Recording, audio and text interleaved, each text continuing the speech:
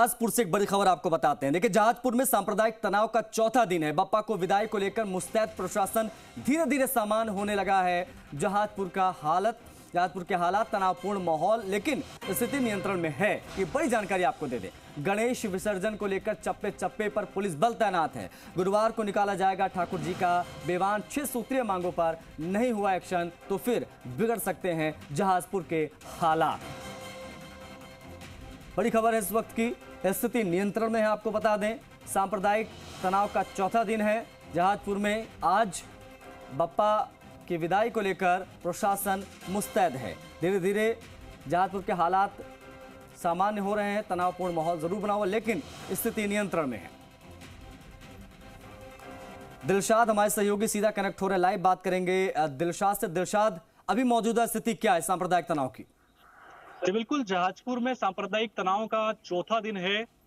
स्थिति धीरे धीरे सामान्य होने लगी है, लेकिन प्रशासन के लिए बड़ी चिंता का विषय यह है और बड़ी चुनौती भी कहा जा सकता है कि आज बप्पा की विदाई है, गणेश विसर्जन है। सांप्रदायिक तनाव के बाद में एक बड़ा आयोजन होने जा रहा है। प्रशासन जो है पूरी तरह से मुस्तैद है। चप्पे चप्पे पर 500 से ज्यादा पुलिसकर्मी, एसटी, आरएफ और आरएसी के साथ ही अतिरिक्त जाब्ता जो है यहाँ तैनात किया गया है। अभी मैं मौजूद हूँ उस स्थान पर जहां 4 दिन पहले सांप्रदायिक तनाव के बाद कई कैबिनों को, होटलों को और असामाजिक तत्वों या यूं कहें कि समुदाय विशेष के जो लोग थे उनकी दुकानों को आग के हवाले कर दिया गया था। लूटपाट की गई थी। लगातार तनाव की स्थिति जो है शनिवार की रात को बनी। प्रशासन के लिए एक बड़ी चुनौती वो था जो है आक्रोश को रोकना। साफ तौर पर उस दिन जो है लोगों में काफी गुस्सा था, क्योंकि मस्जिद क्षेत्र से जो है पत्थरबाजी हुई थी। उसके बाद बेवान को रोक दिया गया। फिलहाल जो है ठाकुर जी का बेवान जो है अभी रुका हुआ है। और स्थानीय लोगों से भी हमारी जब बात हुई तो उनका यही कहना था कि कहीं ना कहीं ये पूरा घटनाक्रम पूरे जहाजपुर के लिए चिंता का विषय है। लोगों के लिए एक आस्था पर ठेस है, क्योंकि 5 दिन से जो है ठाकुर जी जो है जल विहार पर नहीं निकल पाए और अब भी उनके जल विहार पर जाने को लेकर संशय की स्थिति है। उसके साथ ही मुस्लिम समाज के भी कुछ लोग हमारे साथ मौजूद हैं। उनसे जानने की कोशिश करते हैं कि पूरा घटनाक्रम किस तरह से रहा और अब वो इस घटनाक्रम को किस तरह से सोचते हैं। सर, ये जो बेवान पे जो अपने किले का जो बरसों से निकल रहा परंपरा कोड है, और इसमें कुछ देखो वास्तविक बात की कुल प्रशासन की चूक भी हुई है। वजह कि जब सीएल जी की मीटिंग के अंदर हम दोनों को हम गए थे, अच्छी तरह बात हुई थी, लेकिन उस टाइम का मुस्लिम समाज के युवकों ने कहा कि भाई ये जो बेवान के रास्ते में कोई नहीं थे, कि जो हमारे भाई है वो विशेष तौर से कोई अलग बोलने से फैसला कर दिया था। उसके बाद के अंदर 2 दिन बाद में फांसी एसपी साहिब आई थी। उन्होंने बुलाया, हमारे पति 3 आदमी गए थे। उन्होंने ये हुआ कि भाई जिस तरह बातें निकल रहा है उस तरह निकलेगा और उसमें कोई अड़चन नहीं आएगी। तो दोनों समुदाय ने ये कहा कि भाई इसमें कोई समस्या नहीं आएगी, तो अच्छी बात है। लेकिन हमेशा ये थोड़ी सी रही कि चाहे जहाजपुर के अंदर मंदिर हो या मस्जिद हो, किसी प्रकार का प्रोग्राम होता है या डीजे वगैरह बजता है तो सिर्फ मंदिर के बाहर से मुस्लिम समुदाय बंद कर देते हैं और हिंदू समाज के निकलते हैं तो मस्जिद के बाहर से डीजे बंद करके और आगे निकालते हैं। इस बार थोड़ी की पालना नहीं हुई है। वजह क्या हुई, या तो पर्सन की रही या देखो कुछ अपने भाइयों की रही है। वहां पर जो बेवान लेके आए और जिस तरह वो सीमा थी, लेकिन कुछ बोलचाले बलजन कीर्तन के अंदर या नारे के अंदर हो गया, इसलिए प्रशासन की मौजूदगी के अंदर ये हुआ है। आपको अब 4 दिन से तनाव की स्थिति को देख रहे हैं, अब क्या मानते हैं आपके सामान्य? ये जो हुआ गलत हुआ है, ये नहीं होना चाहिए। और जो मैं तो कह रहा हूँ, जो ये पत्थरबाजी है या जो घटना करी है, उनको दोषी को सजा मिलनी चाहिए। इसमें मुस्लिम समाज उनका पक्ष नहीं करेगी।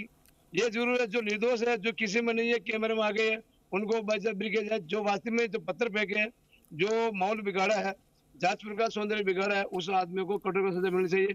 उसमें मुस्लिम समाज कोई पक्ष नहीं करेगी और नहीं हम पक्ष करने देंगे।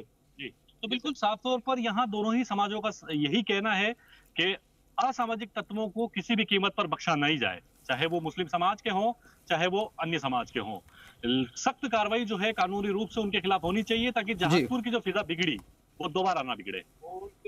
दिलशाद, बहुत शुक्रिया आपका इन तमाम जानकारियों को साझा करने के लिए, तमाम बातचीत के लिए। तो बता दें आपको कि स्थिति नियंत्रण में है, जैसा कि हमारे सहयोगी दिलशाद आपको बता रहे हैं। अब देखिए, गणेश विसर्जन को लेकर चप्पे चप्पे पर पुलिस जाब्ता तैनात किया गया, उसकी तस्वीरें भी हम आपको दिखा रहे हैं। अब गुरुवार का दिन महत्वपूर्ण है क्योंकि ठाकुर जी का विमान यहाँ पर निकाला जाएगा। अब सवाल ये भी है, क्योंकि बातें कही गई हैं 6 सूत्रीय मांगों पर अगर एक्शन नहीं हुआ तो फिर से हालात बिगड़ सकते हैं, लेकिन अभी फिलहाल स्थिति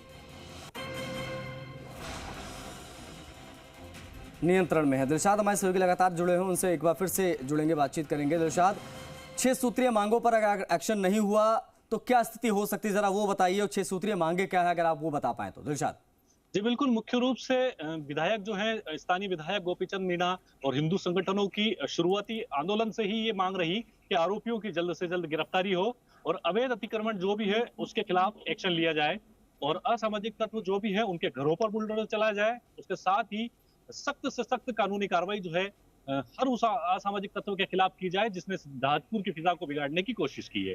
प्रशासन से लंबी जो है वार्ताएं चली, लगातार एक के बाद एक 2 वार्ताएं विफल हुई। तीसरी वार्ता में जब 6 ही मांगों पर सहमति बनी, तब जाकर जहाजपुर की फिजा वापस पटरी पर लौटना शुरू हुई। आंदोलन खत्म हुआ। विधायक ने यह आह्वान किया कि प्रशासन ने 3 दिन का वक्त मांगा है। गुरुवार तक का वक्त प्रशासन को जो है हिंदू संगठनों की तरफ से, स्थानीय विधायक की तरफ से दिया गया था। फिलहाल प्रशासन जो है कानूनी रूप से आरोपियों को सख्त से सख्त सजा किस तरह से दिलाई जा सके, इसको लेकर प्रयासरत है। आरोपियों की गिरफ्तारी हो चुकी है। प्रशासन का यह कहना है कि अब तक इसमें 20 से 22 व्यक्ति जो है गिरफ्तार हुए हैं। 50 से ज्यादा लोगों को हिरासत में लिया गया था। गिरफ्तार किए गए सभी आरोपी जो है उन्हें कोर्ट में पेश किया गया और उनको जेल भेज दिया गया है। उसके साथ ही स्थानीय नगर पालिका ने जो है यहाँ की मुख्य रूप से वो जामा मस्जिद जहां से पत्थरबाजी हुई, उसके और एक और तकिया मस्जिद जो इस क्षेत्र में है, इन दोनों मस्जिदों के दस्तावेज जो है 24 घंटे में पेश करने के आदेश दिए थे। मुस्लिम समाज की ओर से वो दस्तावेज जो है पेश किए जाने हैं, उनकी गहनता से जांच होगी। जब तक जांच नहीं होती, मस्जिदों के दरवाजे नहीं खुले। 4 दिन से मस्जिद के दरवाजे बंद हैं। 5 दिन के लिए और जो है विमान मंदिर में है। कहीं ना कहीं बड़ा आस्था पे ये दोनों ही समाजों के लिए ठेस है उन असामाजिक तत्वों की करतूत की वजह से, जिसकी वजह से आज जहाजपुर जल रहा है। हालांकि धीरे धीरे लोग यही अपील कर रहे हैं, प्रशासन लगातार जो है, शाहपुरा कलेक्टर, एसपी जो है आमजन से ये अपील कर रहे हैं कि अब स्थिति सामान्य होने लगी है, शांति व्यवस्था बनाए रखें। दिलशाद, ये पूरा विवाद शुरू कहां से हुआ और ये पिछले 3 दिन कैसे गुजरे, अगर आप तमाम दर्शकों को बता पाए जो इस पूरे मामले को नहीं जानते। बिल्कुल, शनिवार का दिन था। हर वर्ष की भांति इस वर्ष भी ठाकुर जी का विमान जो है वो किले से निकला और वो शहर में भ्रमण करने के लिए रवाना होने वाला था। उस दौरान बीच में जामा मस्जिद का क्षेत्र पड़ता है जो कि एक मुस्लिम बस्ती है।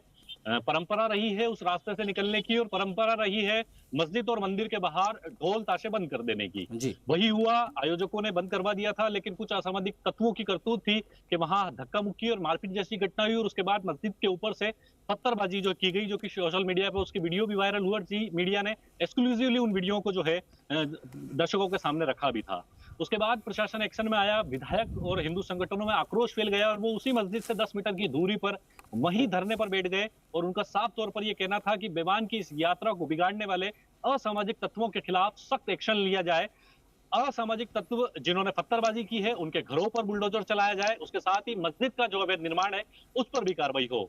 इन मांगों को लेकर शुरुआती दौर में धरना प्रदर्शन चला। विधायक खुद धरने पर बैठे, हिंदू संगठनों के कार्यकर्ता बड़ी संख्या में जमा होने लगे। धीरे धीरे करके ये संख्या बढ़ती गई, लेकिन क्योंकि शाहपुरा नया जिला है, पुलिस की नफरी कम थी, जाब्ता कम था, इस वजह से शुरुआती दौर में पुलिस जो है उन्हें नियंत्रित नहीं कर पाई और आक्रोशित भीड़ जो है बाजारों में निकल गई, सड़कों पर निकल गई और हाईवे पर जो समुदाय विशेष के